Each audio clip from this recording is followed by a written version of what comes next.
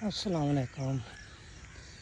सुबह 5 बजे जिलानी पार्क यानी रेस कोर्स, ग्रीन ट्रैक क्या ही खूबसूरत बनाया है इन्होंने। कितनी प्यारी लाइटिंग की हुई है। वॉक करने के लिए बहुत अच्छी जगह है ये। अब यहाँ पर तशरीफ़ लाया करें, सुबह सुबह वॉक करें। कितने प्यारे प्यारे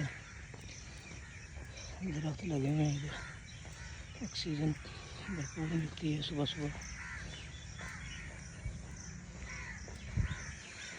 सुबह सुबह उठें, नमाज़ पढ़ें, नमाज़ पढ़ने के बाद इधर आएँ।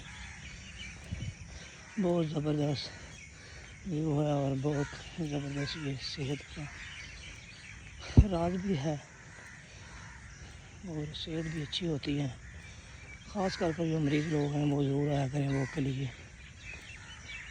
सुबह सुबह उठ के ताज़ा ताज़ा आब हवा मिलेगी और सुकून दिन गुजरेगा सारा।